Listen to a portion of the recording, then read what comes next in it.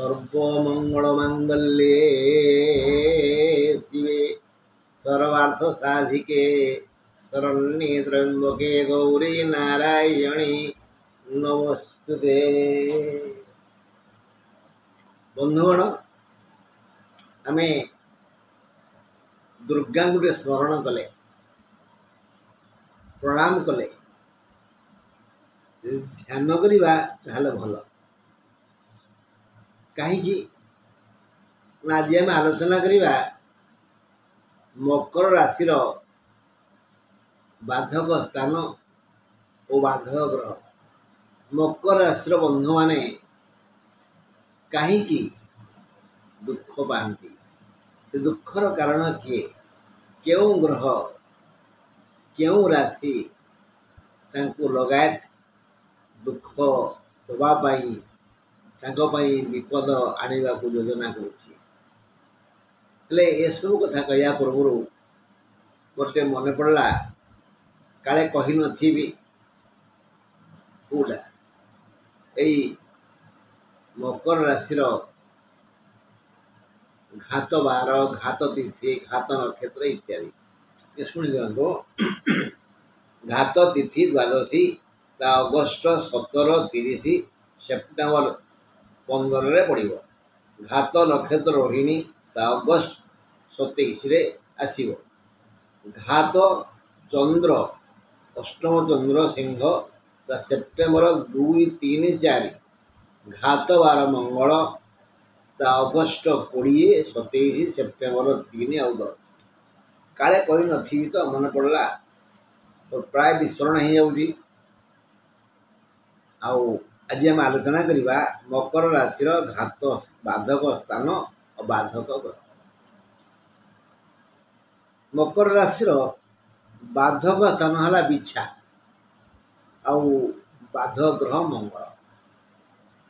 बाधक स्थान बिछा बाधक ग्रह मंगल बिछार अधिपति मंगल।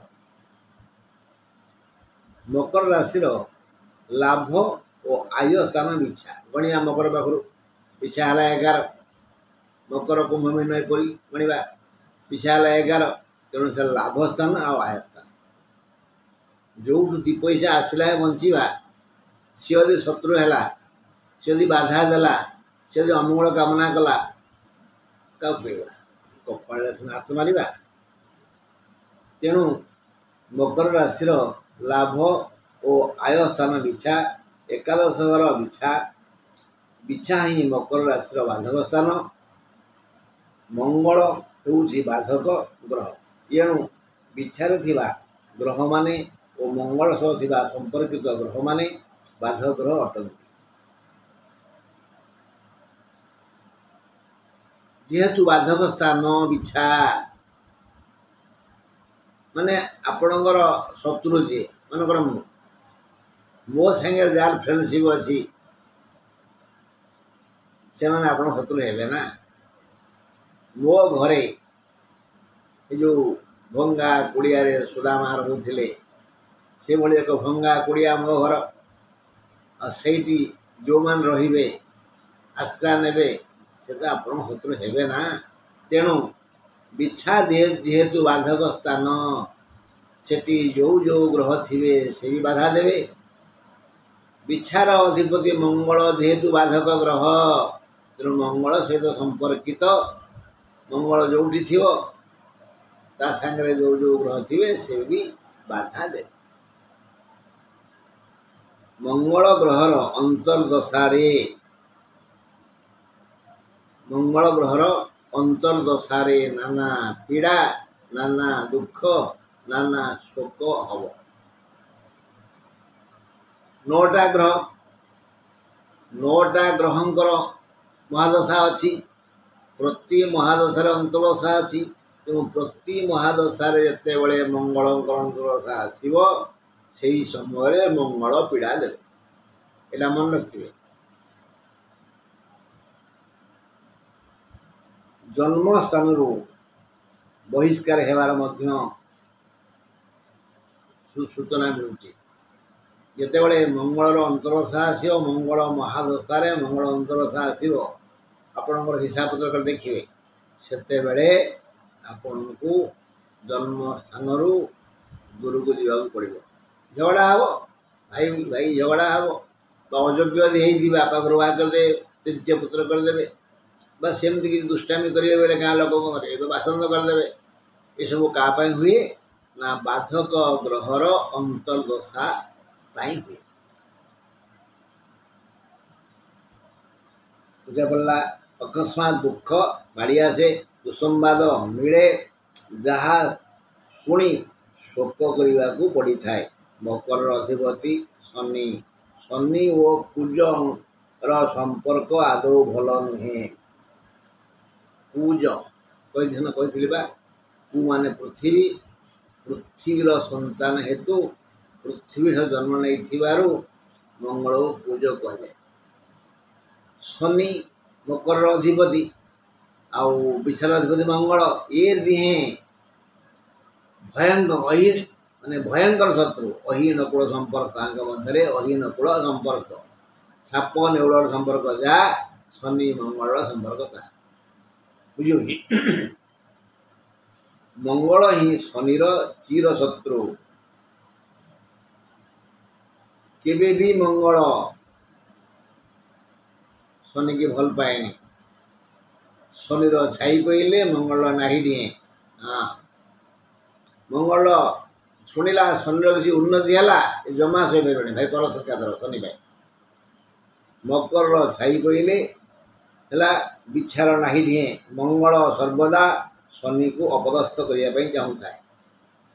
ସବୁ ଯେହେତୁ ଦିଟା ଷଣ୍ଢ ଗୋଟା ପାଳିରେ ରହିଗଲେ ଯେମିତି ଝଗଡ଼ା କରନ୍ତି, ସେମିତି ଶନି ଯଦି ବିକଶିତ ହେଲା ବା ମକର ରାଶିର ଯଦି କିଛି ଉନ୍ନତି ହେଲା, ତାହେଲେ ତାକୁ ଶୁଣିଲେ ମଙ୍ଗଳ ତାର ନିନ୍ଦା ଗାନ କରେ। ସେ ଫାଷ୍ଟ କ୍ଲାସ୍ ଗଲା, ଶଳା କପି କରିଛି, ଫାଷ୍ଟ କ୍ଲାସ୍ ହେଲା ସିଏ। ମୁଁ ଜାଣିଛି କେତେଟା ସାର୍ ଆମ ସ୍କୁଲରେ ଅଛନ୍ତି, ସେ ଲାଞ୍ଚ ପ୍ରିୟ, ତାଙ୍କୁ ଦେଇଛି ଟେବୁଲ ତଳେ କିଛି ଆଉ ଆଉ ଫାଷ୍ଟ କ୍ଲାସ୍ ଏମିତି ମାନେ ସଜ ମାଛରେ ପୋକ ଫୁଟେଇବା ଭଳିଆ ଦୁର୍ବୁଦ୍ଧି ଆସି ପହଞ୍ଚିବ ମଙ୍ଗଳ। ଶନି ତ ସାଧାରଣ ଗ୍ରହ ନୁହେଁ। ଶନି କ'ଣ ସହଜ, ସିଏ ବି ଗୋଟେ ଟାଣୁଆ ଷଣ୍ଢ ନା। ଇଏ ହୁଙ୍କାର ମାଇଲେ ସେ ଧାଇଁ ଆସେ, ସାଧାରଣ ଗ୍ରହ ନୁହେଁ। ପ୍ରଳୟ ହୋଇଗଲେ ବି ସେ ମଙ୍ଗଳ ଆଗରେ ମୁଣ୍ଡ ନୁଆଇ ନଥାଏ। ସିଏ ମଙ୍ଗଳ ଚାପୁଡ଼ା ପକେଇଲେ ସେ ଦି ଚାପୁଡ଼ା ପକେଇବ, ଇଏ ଚୁମୁଡ଼ି ଦେଲେ ସେ ହାଣିଦେବ। ଶନି କ'ଣ ସାଧାରଣ ଗ୍ରହ ନା କ'ଣ?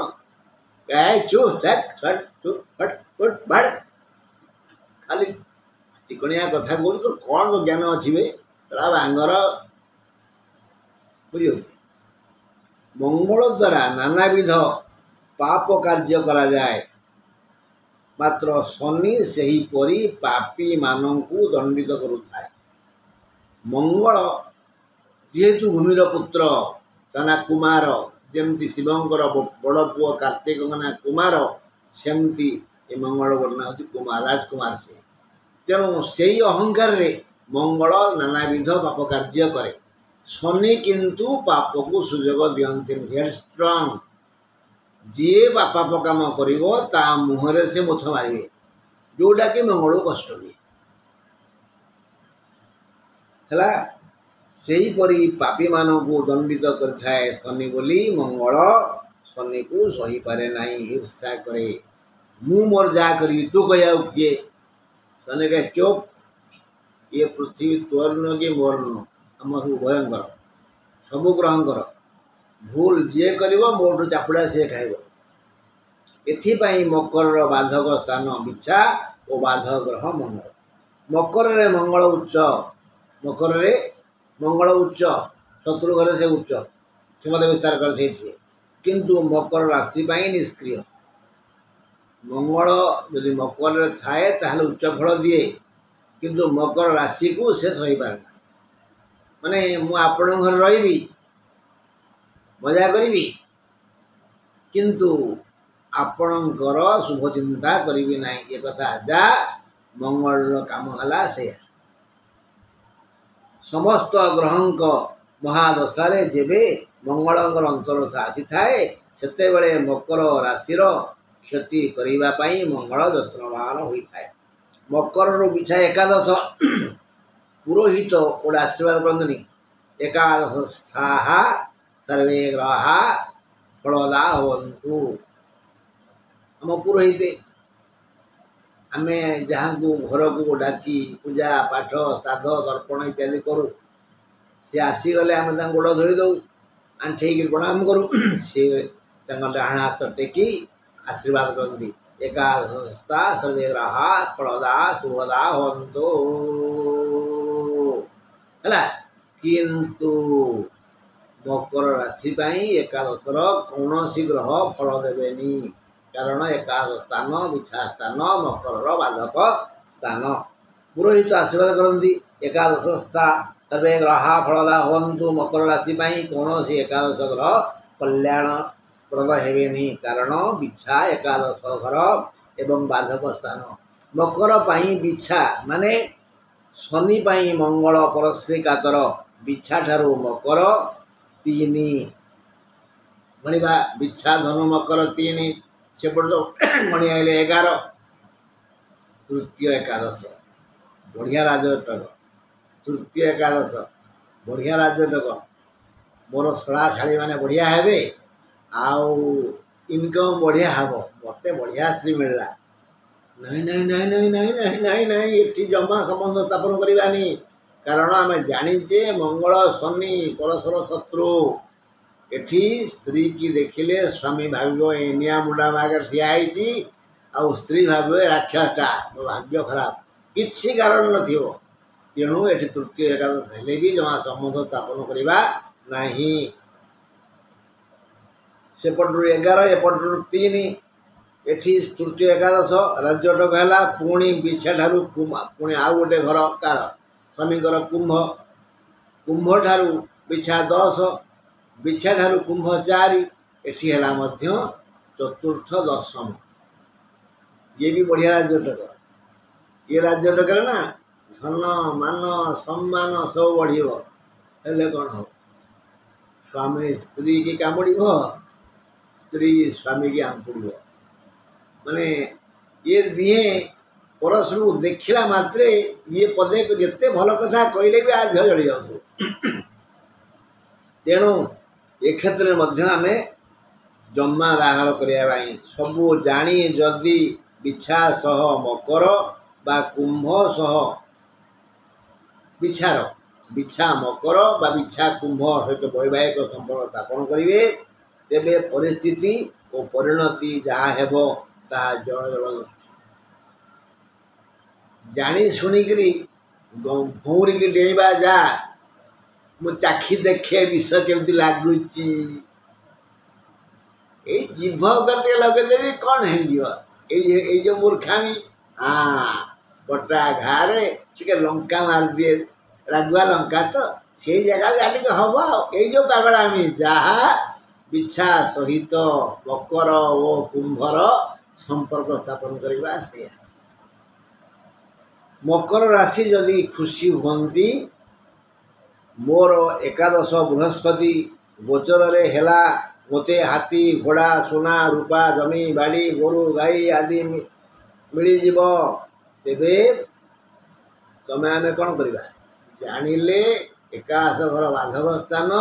କୌଣସି ବିଜ୍ଞ ଜ୍ୟୋତିଷ ଯଦି କୌଣସି ଅବୁଝା ଅପାଠୁଆ ମକର ରାଶି କହିଲେ, ତୋର ହେଇଗଲା ରେ ମକର ବିଛା ଏକାଦଶ ହେଇଗଲା, ଏକାଦଶ ବୃହସ୍ପତି ସବୁ ବଢ଼ିଯିବ, ମାଡ଼ିଯିବୁ ମାଡ଼ିଯିବୁ।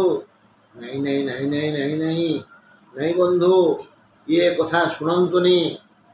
ଏକାଦଶ ବୃହସ୍ପତି ବା କୌଣସି ଏକାଦଶ ଗ୍ରହ ଶୁଭଫଳ ଦେବେନି, ଜମା ଖୁସି ହୁଅନ୍ତୁନି। ଯଦି ଖୁସି ହେବେ, ଆଉ ଏମିତି ଚିକଣିଆ କଥା କହୁଥିବା କୌଣସି ଲୋକକୁ ଆପଣ ଅର୍ଥ ଦାନ କରିବେ, ଜାଣନ୍ତୁ ସେ ଅର୍ଥ ପାଣିରେ ପଡ଼ିଲା।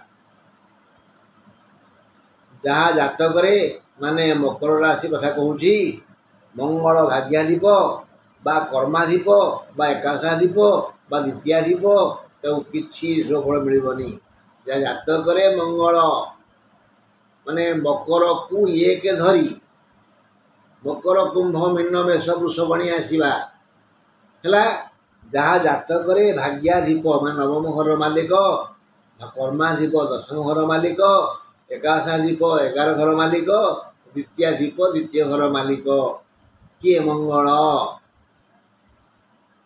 कही मंगल दीटा घर गोटे हूँ मेष गोटे बिछा एबे गोटे हिसाब करिया मकर रु मेष केते है 4 हिसाब करेंगे आ कौन बुझे ताकू किसी सुफल मिलनी केमी मिले जानवे जातक गोष्ठी चक्र जो लग्न लेखा जाइछि से घर को एक बोली गणी है चल गणवा जो 9 से भाग्य स्थान बा भाग्य घर जो 10 कर्मस्थान कर्म घर जो 11 एकाश घर लाभ स्थान जो 2 द्वितीय घर बा धन स्थान है सेठी यदि मंगल थांती ताले केबे भी सुफल देवेनी है मेष बा बिछा से घर मालिक मंगल एथर बुझिले तो कौन करवा आपणकर जदि बिछा मकर राशि ताले सब जानी शुणी जमा मंद करते नहीं खुशी हूँ रही आज नमस्कार मु किए जानना सबदिन कहूँ जानना मु कुलमणि पंडा आपणकर हिताकांक्षी बंधु मोर फोन नंबर 8093355583 रही भाई रही